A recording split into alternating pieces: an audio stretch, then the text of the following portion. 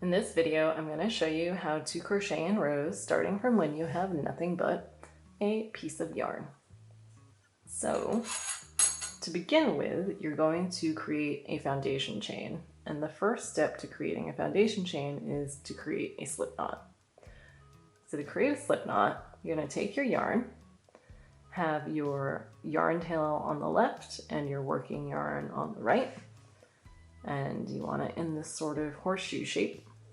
Now you're going to take your yarn tail and put it on top of your working yarn in what looks like the number 4, if you were to apply some more tension here.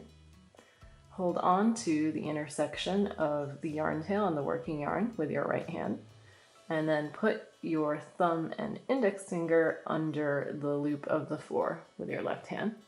And now simply flip your hand over so that you can pick up the working yarn and bring it through the loop a little bit. Now you're gonna pull on the yarn tail with your right hand to create a knot. And this loop right now is really big, but don't worry, we can easily adjust that. First, let's put the loop on the hook. And the way you know which way to put the loop on the hook is that you want the part of the yarn that's connected to the working yarn to be the yarn that's closer to you.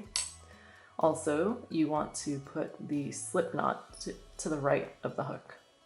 So now we're just going to pull on the working yarn until this loop becomes much smaller. And you may wonder, how far do you go? You want to pull this slip knot so that the loop that's on your hook is only a little bit bigger than the circumference of your hook. Let's see if the camera can focus this way. So there is still a bit of a gap, and that's because I want the loop on my hook to be big enough so that I can easily bring the whole crochet hook through it later on as I'm crocheting. But I still don't want it to be too big because then my stitches are going to be really big. So now hold onto your yarn as you normally would, and as a reminder, that's looping it over your pinky and then bringing it up on top of your index finger, and then holding the piece with either your thumb and middle finger or thumb and index finger, whatever is more comfortable for you. So now we're going to do what's called a foundation chain.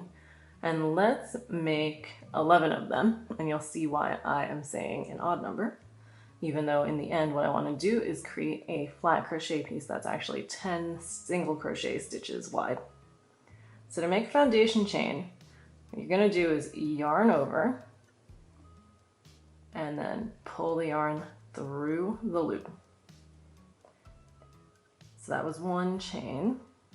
Here's the second chain. Third, fourth. So notice how as I'm making every chain, I'm moving my hand to always be right next to the hook because it gives me more control when I'm manipulating the yarn. Versus if I held it all the way back here, it just feels a lot weaker, my control over this yarn. So I lost a bit of count. Let's count here how many stitches I've made. 1, 2, 3, 4, 5, 6. All right, 7, 8, 9, 10, 11. All right, 11 chains in the foundation chain. And in terms of how tight you want this foundation chain to be, ideally your chains are all exactly the same size. As you can see, they were not exactly the same size over here for me. Usually that's what happens to me when I take a break in making the chain. So I would recommend trying to do this all in one go while your hand is used to the same amount of tension.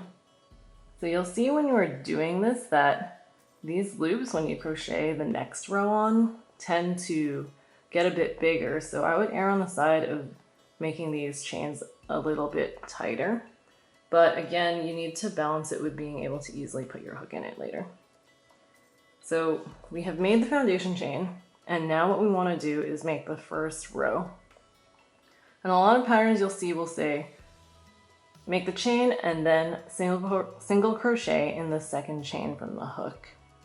And the reason for that is because you are about to create another row, and for the row to actually be the right height, you want to let one of these chains be the stitch that gives it that height. So in case it's hard for you to tell which one of these chains is the second chain from the hook, remember you can always count from the beginning. So we made 11 chains. 1, 2, 3, 4, 5, 6, 7, 8, 9, 10, 11. And so I need to put my hook in between the loops of the second chain from the hook. So I'm going to basically split this chain in half with my hook. And now I'm going to just do a single crochet like I normally would, which is a yarn over, pull it through, so you have 2 loops on the hook, yarn over, pull it through again.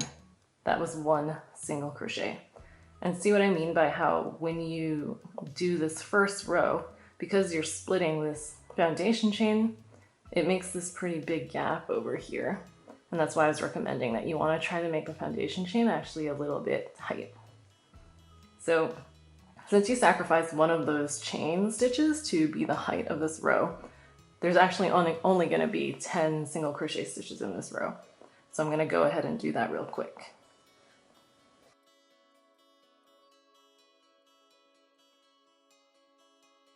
Alright, I've made 9 single crochet stitches so far. I'm going to make the 10th one over here. And I wanted to pause and show you because a lot of times people get confused about whether or not this slip knot is one of the chain stitches, since especially when you're working with smaller yarn, it might look like a really tight chain stitch. So just remember to keep count of how many stitches you've done. That'll really help.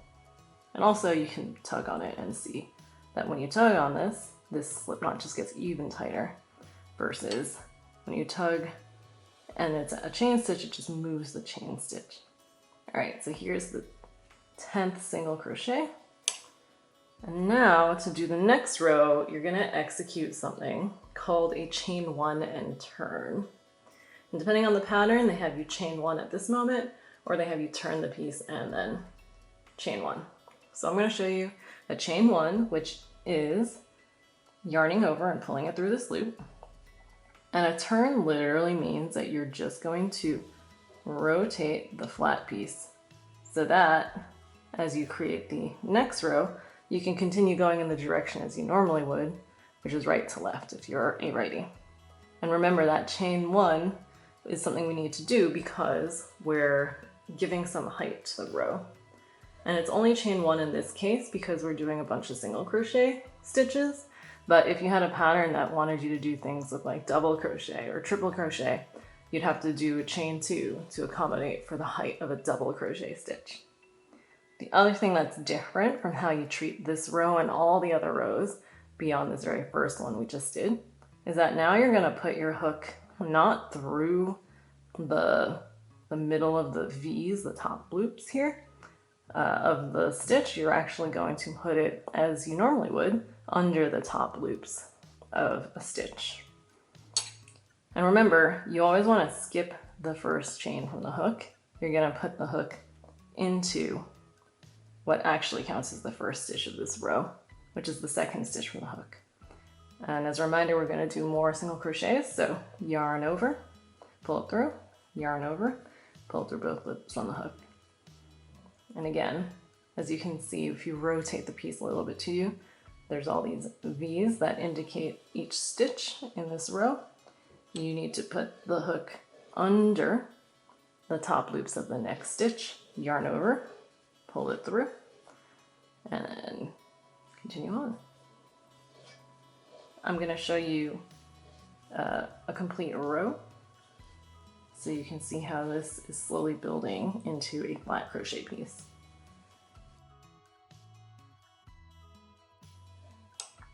So I'm actually going to pause here again because this is another point at which people often get confused about if this counts as a stitch in the row.